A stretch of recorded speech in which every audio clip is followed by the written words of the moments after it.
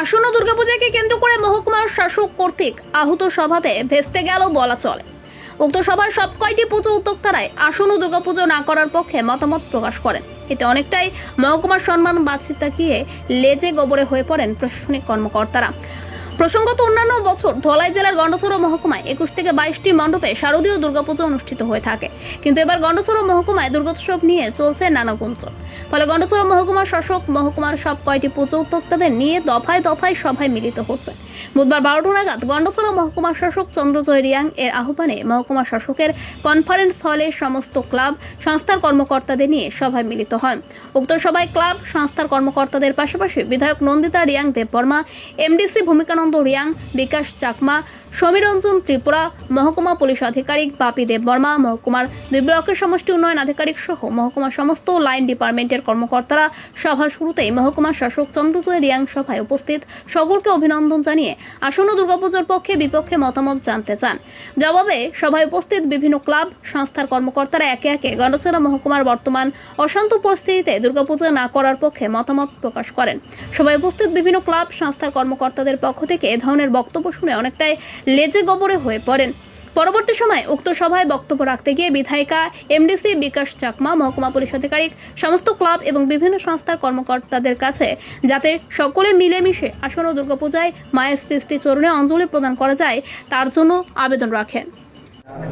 সর্বজনীন দুর্গোৎসব নিয়ে আজকে একটা রিভিউ মিটিং হয়। এই মিটিংয়ে আমাদেরকে পূজা করার জন্য প্রশাসনের তরফ থেকে বিভিন্নভাবে আলোচনা করছে, কিন্তু আমাদের এলাকার 18 থেকে 20টা ক্লাব আছে। আমরা কেউ পূজা করতাম না, কারণ আমরা কাছে পূজা না করার কারণটা কি ব্যাখ্যা করা লাগে, ব্যাড মেসেজ যাবো প্রাইমারি থেকে। কিন্তু আমরা দেখছি বিগত 12 তারিখের যে ঘটনাটার উপর নির্ভর করে এসে যায় এলাকার যে একটা তন্ত্র পরিস্থিতি তৈরি হয়েছে, তার মধ্যে আমরা এখনো আমাদের এলাকার সাধারণ মানুষ শরণার্থী শিবিরে উপস্থিত আছে। তারা এই শিবিরে রেখে আমরা কিভাবে পূজা করব, পূজাটা সবাই আরাধনা করে ভগবানের কাছে। আমরা যদি তারা এইভাবে সাগরের ভাষায় আজকে পূজা করি এই এলাকার মধ্যে, আমরা কীভাবে শান্তি পাবো এবং পূজার কাজকর্ম কীভাবে করবো। এবং 12 তারিখের ঘটনার পর অব্দি আজকে পর্যন্ত প্রশাসনে দুর্গাপূজা করেন যে কোনো মূল্য পূজা করতে হবে এই কথাটা আমরা কইতেছে, কিন্তু দেখলাম বাজারে বন্দরের যেখানে আমরা দোকানপাটে আছি যারা ব্যবসা করি, বাজার কমিটি কইছে পূজা করতো না, কারণ হচ্ছে বাজারে আমরা দোকানদারে 3000-5000 টাকা ভাড়া দিই। আমরা ঘরের সামনে গেছি, আমরা ঘরের সামনে মাল রাখতাম না, আমরা ঘরের থেকে উঠতে যেতাম, আমরা এই সাইডে যেতাম জন্মগ্রহণ। এই ধরনের পরিস্থিতি তৈরি করে প্রশাসন চাই থাকে কিচ্ছু করে। এই স্বাভাবিক দুর্গাপূজাটা করলে বিভিন্ন ধরনের পরিস্থিতি খারাপ তৈরি হতে পারে। এই আশা বিশ্বাস রেখে আমরা পূজা করতাম না, কারণ এলাকার পরিস্থিতি এখনো আগের মতো স্বাভাবিক হয়েছে। আপনি কোন ক্লাব? আমি বিবেকানন্দ ক্লাব।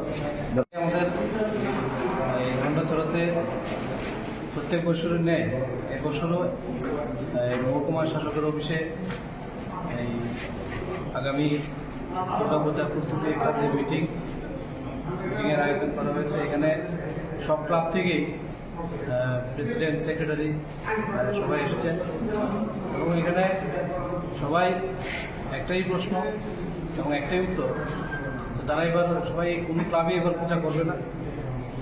তার কারণ আমরা বিগত দিনের উপর নির্ভর করে এবং পরিস্থিতি যাতে স্বাভাবিক থাকে ওইদিকে লক্ষ্য রেখে কোনো ক্লাবেই এবং বন্যার যারা অনেকেই বন্যায় ক্ষতিগ্রস্ত হয়েছেন এর উপরও বিশেষ করে নজর দিয়ে প্রত্যেক ক্লাবেই এবার পূজা করবে না বলে সিদ্ধান্ত আমরা নিয়েছি।